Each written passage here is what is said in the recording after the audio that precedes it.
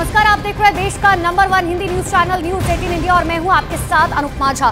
शुरुआत करेंगे इस वक्त की सबसे बड़ी खबर के साथ। उत्तर 24 परगना में ईडी की रेड के बाद संवेदनशील संदेश खाली की घटना को लेकर 3 एफआईआर दर्ज की गई है। तो देखिए, दरअसल ये वो एफआईआर दर्ज की गई है जो कल घटना हुई थी, यानी कि ईडी की टीम पर जिस तरीके से हमला किया गया था। पहली एफआईआर ईडी की तरफ से दर्ज कराई गई है जिसमें ईडी की रेड और उस पर हुए हमलों का जिक्र है, जबकि दूसरी एफआईआर मीडिया पर हुए हमलों को लेकर है। कल हमने आपको तस्वीर दिखाई थी, न्यूज 18 बांग्ला के रिपोर्टर और कैमरामैन किस तरीके से घायल हुए थे। और तीसरी एफआईआर शाहजहां शेख के सुरक्षा कर्मियों की तरफ से कराई गई है, जिसमें शाहजहां शेख के घर में ईडी की टीम पर जबरन घुसने का मामला दर्ज किया गया है। यानी कि कल जो घटना हुई थी उस पर 3 एफआईआर जो है दर्ज की जा चुकी है और ये सबसे बड़ी खबर इस वक्त की है। लेकिन बंगाल में बवाल पर जो 3 एफआईआर दर्ज की गई है वो 3 अलग अलग पक्षों की तरफ से दर्ज कराई गई है। देखिए, इसमें सबसे पहला पक्ष है ईडी। हम आपको ये बता रहे हैं कि आखिर क्या क्या एफआईआर, 3 जो एफआईआर हुई है उसमें कौन सी एफआईआर जो है वो पहली है, कौन सी दूसरी है। सबसे पहले पहली एफआईआर की बात करें, देखिए ये ईडी की तरफ से कराई गई है जिसमें हंगामे और हमले को लेकर एफआईआर दर्ज की गई है, जिसमें कई सुरक्षा कर्मी को भी जो है हल्की बहुत चोटें आई थी।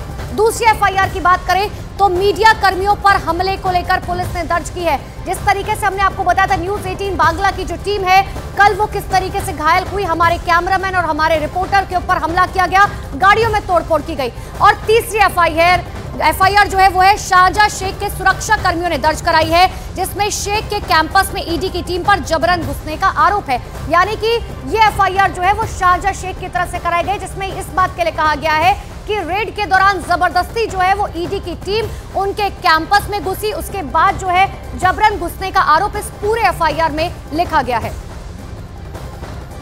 और एक दिन पहले उत्तर 24 परगना में छापा मारने गई ईडी की टीम पर अटैक हुआ था। ईडी की टीम ने उत्तर 24 परगना में 2 जगहों पर छापेमारी की थी। ईडी की पहली टीम बनगांव नगर पालिका के पूर्व चेयरमैन शंकर आद्या के ससुराल पहुंची थी, जिसे ईडी की टीम ने छापे के बाद गिरफ्तार किया।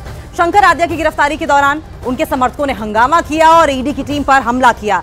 ईडी की टीम जो दूसरी थी वो संदेश खाली पहुंची, जहां शाहजहां शेख के घर छापा मारा जाना था, जहां ईडी की टीम पर अटैक हुआ और इस हमले में ईडी के अधिकारी और साथ साथ सीआरपीएफ के जवान घायल हो गए। तो देखिए, कल ये पूरी घटना जो थी वो किस तरीके से हुई है।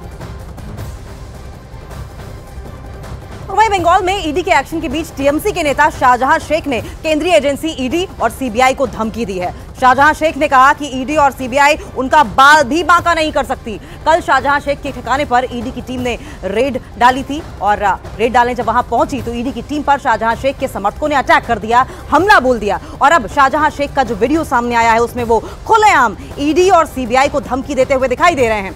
शाहजहां शेख का वीडियो बीजेपी ने जारी किया है।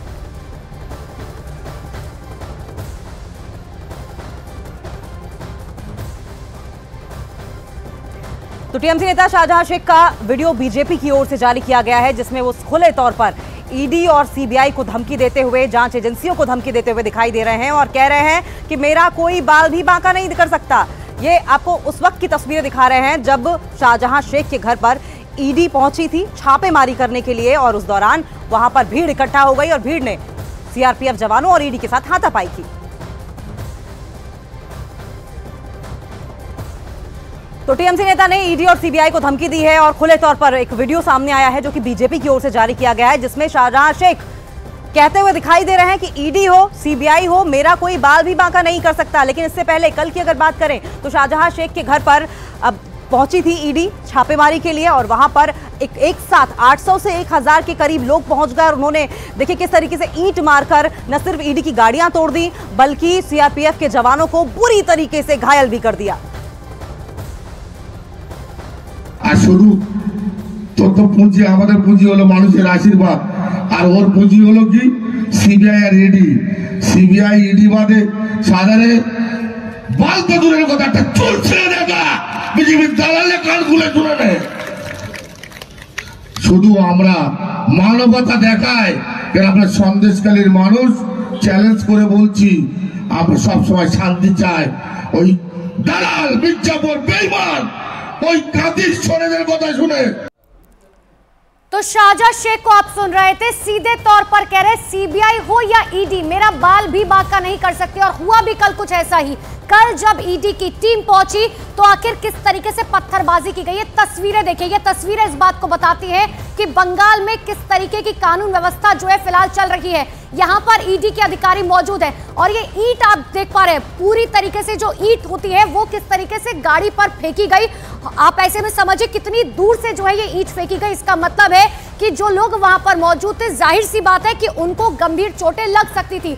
ये रेड सर्कल में हम आपको दिखा रहे हैं, ये सुरक्षा बल आपको यहां पर नजर आ रहे हैं। ईडी की टीम जो है वो वहां पर मौजूद थी और बकायदा ईंट का अद्दा जिसे कहा जाता है वो फेंका गया गाड़ी के ऊपर। और कुछ ऐसी तस्वीरें, ये तो सिर्फ एक तस्वीर है जो कैमरे में कैप्चर हुई है, ऐसी कई तस्वीरें निकलकर सामने आई है कि ईंट और पत्थरबाजी जो है वो की गई थी और जिस वजह से जो है बताया जा रहा है कि कई लोग वहां पर घायल हुए, कई मीडिया कर्मी जो है वो घायल हुए। लेकिन आपको पहले ये बता देते हैं कि आखिर ये पूरा मामला जो है क्या है और ईडी ने टीएमसी नेताओं पर आखिर क्यों शिकंजा कसने की शुरुआत कर दी है।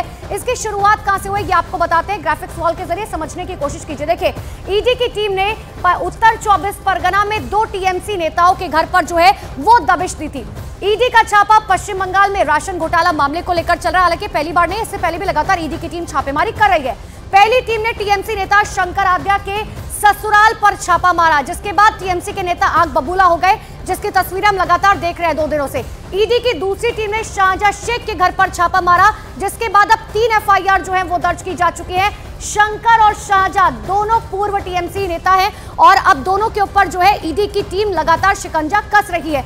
ईडी ने छापेमारी के बाद टीएमसी नेता शंकर आद्या को जो है गिरफ्तार कर लिया है। हालांकि गिरफ्तारी आज हुई है, वहां पर भी हमने देखा कि आखिर किस तरीके से पत्थरबाजी हुई। शाहजहां शेख के घर पहुंची ईडी की टीम पर हमला किया गया। पत्थरबाजी में ईडी और सीआरपीएफ के जवान जो है वो घायल हुए। जो तस्वीर हम आपको दिखा रहे थे कि आखिर ईंटें जो है वो किस तरीके से फेंकी गई, जिसके बाद से अब भारतीय जनता पार्टी लगातार लोकतंत्र को लेकर हमलावर हो गई है और इसी वजह से पश्चिम बंगाल की राजनीति जो है वो गर्मा गई है। भारतीय जनता पार्टी बेहद आक्रामक है।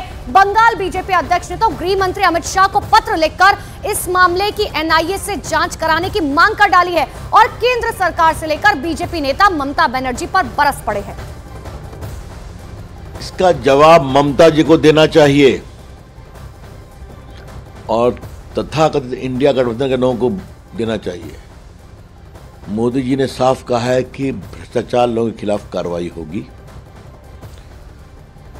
तो अगर कार्रवाई होती है तो क्या उन लोगों को मारा जाएगा, पीटा जाएगा?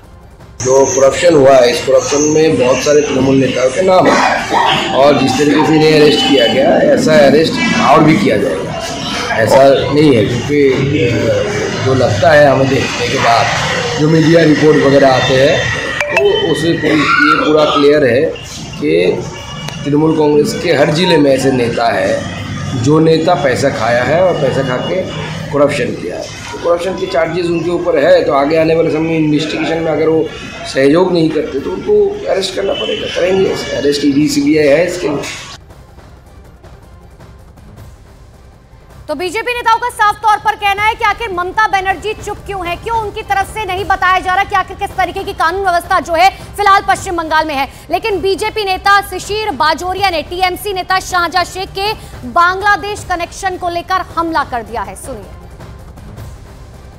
भाजपा के वरिष्ठ नेता शिशिर बाजोरिया हमारे साथ हैं। ईडी के ऊपर हमला एक बार नहीं होता, 2 बार होता है। संदेश खाली में भी हुआ और जब शंकर आड्या को पकड़ने के लिए पहुंचे तो फिर ईडी पर हमला हुआ। देखिए, इससे क्या जो हम देखे हैं कल, उसे एक चीज साफ हो जाता है कि पश्चिम बंगाल, खास करके वो इलाका जो सीमांत पे है, वो हमारे देश का क्या हिस्सा है क्या?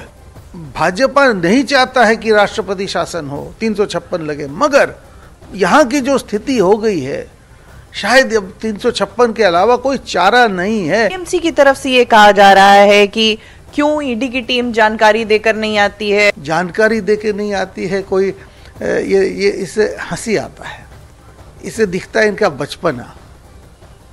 आपको जानकारी देके कोई इन्वेस्टिगेटिव एजेंसी जाएगा?